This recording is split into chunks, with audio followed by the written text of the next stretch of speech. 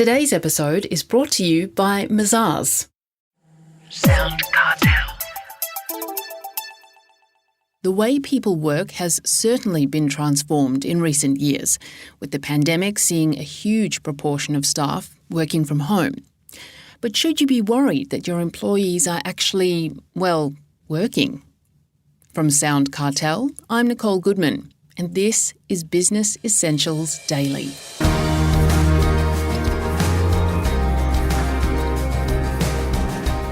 Tristan Wright is the founder and CEO of coaching consultancy Evolve to Grow. He says that any manager who is worried about work from home productivity should be looking at themselves rather than their workforce, and the clear communication of expectations should mean that it doesn't matter where the workforce is situated. Tristan starts by describing the remote working landscape to Jeff Waters. Obviously, it's changed so much in the last couple of years with COVID. 3 years ago, we're all working in the office, and we're expected to go into the office 5 days a week. And now we're allowed to, 70% of the time, we're working from home. But we've also got not just remote working in Australia, we've got remote working offshore. So working from home, working from different environments, whether you're an Australian or an offshore staff member, has totally changed the perspective of how we run business today. So how, as a business owner, do I know if my workers are actually working while they're at home?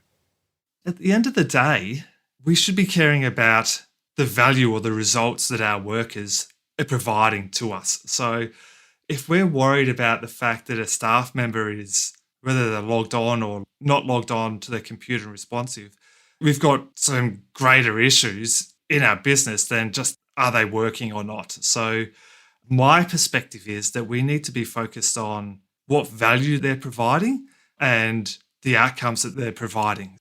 And if we're not focused on that, that's showing the fact that the business has got some core fundamental issues in that we're tracking our staff's hours as opposed to clear direction and KPIs or OKRs for the business.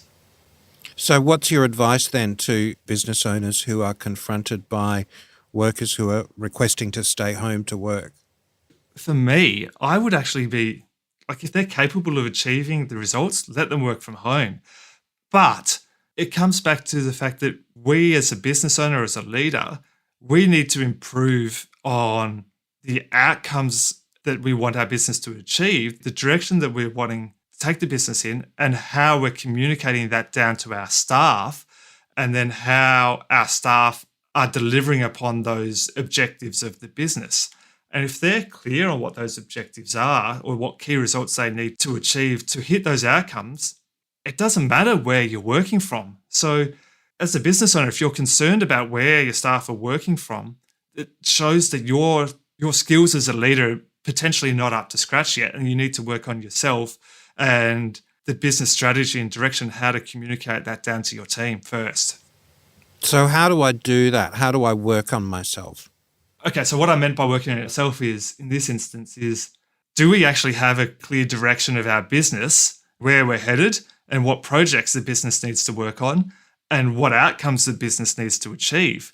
And if we don't, we need to get clarity on that.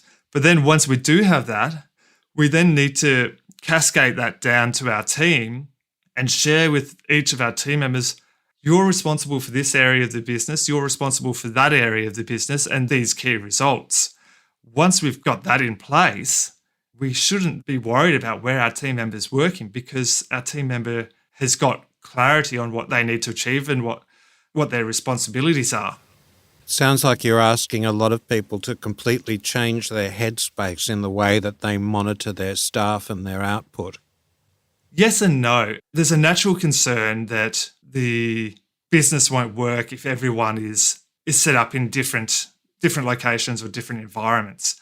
The only reason that it won't work is if the person that's in a different environment doesn't actually know what they're responsible for and the impact that they will have if they do or don't achieve that. So that comes back to the leader not having set up that clear strategy and that clear direction. If you want a business advisor that walks with you and not just talks with you, then Mazars is the right fit for your business. To find out more, visit mazars.com.au. That's mazars.com.au.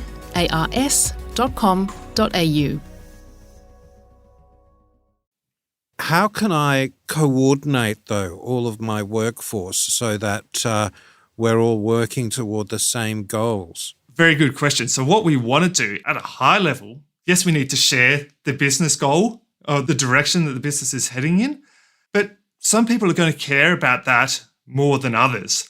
So some people will naturally attach to that goal because they want to achieve, whereas others won't necessarily be able to attach themselves to that goal. And normally the reason for that is that they're struggling to see the benefit to them of achieving that goal for the business. So as a leader, what we need to do is find a way to communicate and share with these staff members that, hey, if you achieve this business outcome, there's going to be this benefit for you. So if you achieve this benefit, you're going to progress in the business and hit your next benefit. So we need to have correlate side-by-side goals, business goals and personal goals, and the leader needs to show the staff member how to attach those goals together.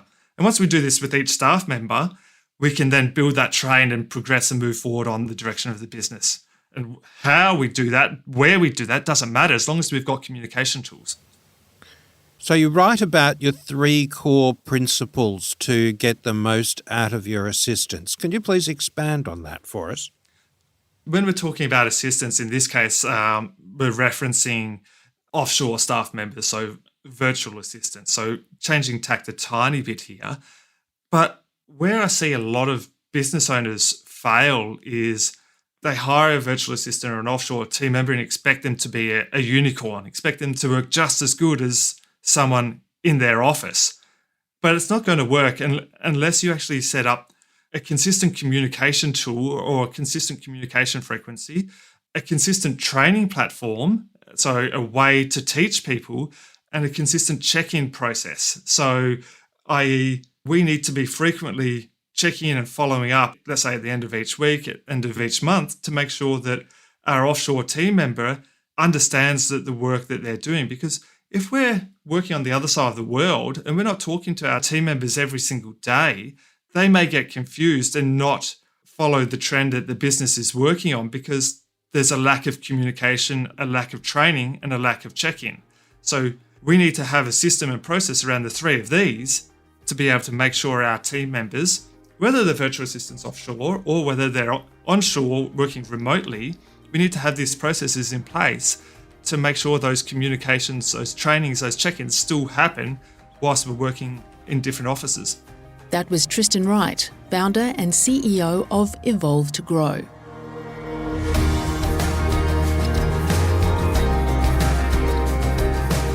This episode of Business Essentials Daily is produced by the team at SoundCartel. Thanks for listening. I'm Nicole Goodman. We'll bring you more Be Daily tomorrow. Follow @BE Daily Podcast across social media and head to bedaily.com.au for more from the Business Essentials Daily podcast. SoundCartel. This episode was brought to you by Mazars. To find out more, visit mazars.com.au. That's mazars.com.au.